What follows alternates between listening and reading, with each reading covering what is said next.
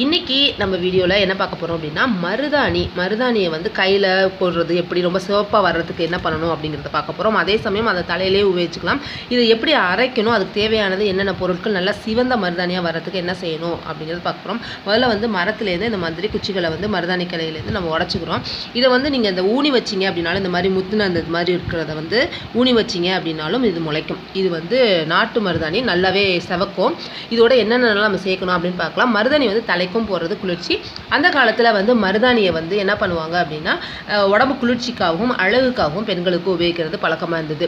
இது வந்து மருதாணியை வந்து நல்லா எடுத்து இப்படி கீரை ஆய்வோமோ அந்த மாதிரி நீங்கள் வந்து ஆஞ்சுக்கோங்க. அந்த பாருங்கள் ஆஞ்சு வச்சுருக்கேன்னா அதை வந்து குச்சியை வந்து நீங்கள் என்ன பண்ணுங்கள் அப்படின்னா வீசிடுங்க. ஒல்லியாக இருக்கிற குச்சி வந்து நட்டு வச்சிங்கன்னா வராது. நல்லா முத்தலான குச்சியாக இருந்தால் மட்டும்தான் உங்களுக்கு வரும். சரி, இப்போ ஆஞ்சு வச்சுருக்கோம். இதுக்கப்புறம் நம்ம என்னென்ன பொருட்கள்லாம் சேர்க்கணும் அப்படின்னு பார்க்கலாம்.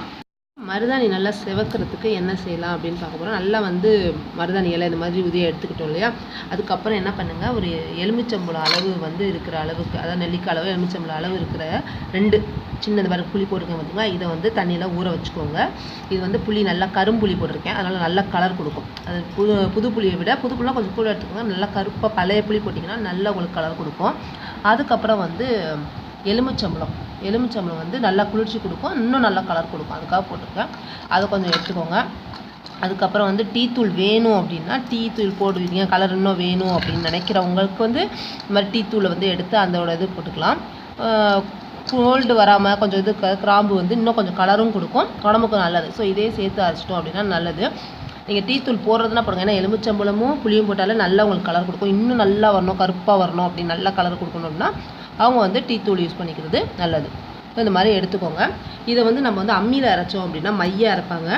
அம்மி இல்லாதவங்க, இப்போலாம் அம்மி இல்லை அப்படிங்கிறவங்க என்ன பண்ணலாம் அப்படின்னா, நம்ம இந்த மாதிரி மிக்ஸி ஜார் வச்சுருக்கேன். இந்த மிக்ஸி ஜாரில் நான் உங்களுக்கு அரைச்சி காட்டுறேன்.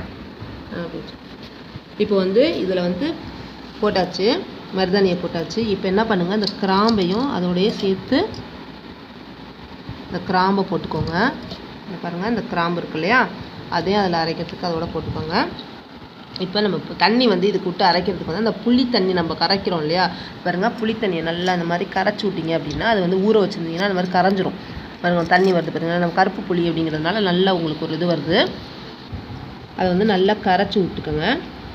முதல்ல வந்து ஒரு கரைச்சி இது பார்த்திங்கன்னா தண்ணி இருக்குது. இதை வந்து ஒரு அடி அடிச்சுட்டு அதுக்கப்புறம் தண்ணியை ஊற்றி அதை அரைக்கலாம். இந்த பாருங்கள், சும்மா சக்கையாக அந்த ஒரு அடி அடிச்சுக்கிட்டது. இப்போ வந்து அந்த நம்ம புளி கரைசலோட தண்ணியை கொஞ்சம் ஊற்றுவோம். எவ்வளோ வேணுமோ அந்த அளவுக்கு மட்டும் ஊற்றிக்கோங்க. எல்லாத்தையும் ஊற்றி அரைக்கணும் அப்படின்னு கிடையாது, அது மாதிரி ஊற்றிக்கோங்க. இப்போ இதை அரைக்கலாம். பாருங்கள், எவ்வளோ வேணுமோ அவ்வளோ அந்த புளித்தண்ணியை ஊற்றி அதிலே வந்து நீங்கள் வந்து டீ தூளையும் போட்டு அரைச்சிக்கோங்க. இது பாருங்கள், உங்களுக்கு கை தெரியுதா, நான் அரைச்சதுக்கே என் கையில் வந்து அந்த ஒரு ஆரஞ்சிஷ் வந்துருச்சு பார்த்தீங்களா. அரைக்கிறப்ப நம்ம இடையில வந்து இப்படி கிண்டி விட்டு பண்ணுறதுக்கே நம்ம கையில் பார்த்தா இங்கே பாருங்கள் உங்களுக்கு தெரியுதா டிஃப்ரெண்ட். இந்த இதுக்கும் ஆரஞ்சு கலர் தெரியுது இல்லையா. ஸோ நல்லா வந்து செவக்க வரும். இதை வந்து நம்ம எடுத்து வச்சுக்கோம். நல்லா அரைச்சாச்சு. போடுற அளவுக்கு இதை வச்சு பார்த்தீங்கன்னா நீங்கள் கையில் வைக்கிற அளவுக்கு இந்த பாருங்கள் உருட்ட முடியும் இல்லையா, அதை வந்து நம்ம மாதிரி வந்துடும். இதை பாருங்கள், உங்களுக்கு நல்லாவே இந்த எடுத்து வைக்கிறப்ப என் கையில் எப்படி வந்து ரெட்டிஷ் அப்படிமா தெரியுது, ஆரஞ்சு அப்படியே மாதிரி ரெட்டு. நான் எடுக்கிறப்ப காட்டினேன் பார்த்தீங்களா, உங்களுக்கு கலர் தெரியும்னு நினைக்கிறேன். இன்னும் உங்களுக்கு கலர் வேணும். நல்லா வச்சதுக்கு அப்புறமா நல்லா ஒரு 1 மணி நேரம் 2 மணி நேரம் வச்சதுக்கு அப்புறமா கையில் அந்த நல்லா காஞ்சதுக்கு அப்புறம் அதை எடுத்து விட்டுட்டு என்ன பண்ணுங்கன்னா தண்ணியில் கழுவாதீங்க, தேங்காய் எண்ணெயை கையில் தடவுங்க. அதான் ரொம்ப முக்கியம். அப்போ வந்து கலர் நிற்கும். இன்னும் உங்களுக்கு கலர் வேணும் அப்படின்னு நினச்சிங்கன்னா எலுமிச்சம்பழம் என்ன புளியவே இல்லை, உங்களுக்கு நல்லா தெரியும். எலுமிச்சம்பழத்தையும் அதில் புளிஞ்சுக்குங்க. நான் புளிஞ்சு காட்டுறேன் இப்போ இன்னும் வேணும் அப்படின்னா. இதை பாருங்கள், இன்னும் உங்களுக்கு இந்த பாருங்கள் கையை பார்த்தீங்களா, என் கையை எப்படி தெரியுதுன்னு உங்களுக்கு நல்லா தெரியுதா. இந்த பாருங்கள், இந்த இதுக்கும் நம்ம அரைச்சதுக்குள்ளேயே எனக்கு கையில் வந்து எவ்வளோ கலர் உண்மையே பண்ணல. லைட்டாக அப்படி தொட்டு நம்ம இது பண்ணதுக்கே கலர் நல்லா வந்துருச்சு. இன்னும் அதில் வந்து எலுமிச்சம்பழமும் புளிஞ்சிங்க அப்படின்னா அவ்வளோதான், நல்ல கலர் வரும். லைட்டாக எலுமிச்சம்பழத்தை ஒரு சின்னது போதும்.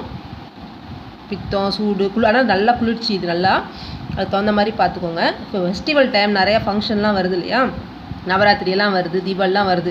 அதுக்கு வந்து எப்போதுமே இந்த மாதிரி ஃபெஸ்டிவல் நம்ம வீட்டிலையே செஞ்சு உடனே ஈஸியாக செய்யக்கூடிய ஒரு இது செஞ்சு நம்ம கையில் போட்டு அது ஒரு அழகு, ரொம்ப இயற்கையாகவும் இருக்கும். அந்த மாதிரி நல்லா மிக்ஸ் பண்ணிக்கோங்க. 2 மணி நேரம் நல்லா காஞ்சதுக்கு அப்புறமா கையில் அதுக்கு உதிர்த்துட்டு தேங்காய் எண்ணெய் கையில் தேய்ச்சி விடுங்க. அப்போ உங்களுக்கு கலர் வந்து ரொம்ப நாளைக்கு நிற்கும், அழகாகவும் இருக்கும். இப்போ மருதாணி பேஸ்ட் எப்படி செய்கிறது, மருதாணி வந்து நல்லா செவக்க வைக்கிறது எப்படி அப்படின்னு நீங்கள் பார்த்துட்டீங்க. இதை கண்டிப்பாக நீங்கள் வீட்டில் ட்ரை பண்ணுங்கள். இயற்கையோட ரொம்ப ஆரோக்கியமாகவும் குளிர்ச்சியான உடம்போடும் சந்தோஷமாக இருங்க. நன்றி, வணக்கம். மீண்டும் ஒரு அருமையான வீடியோவில் சந்திக்கலாம். நன்றி.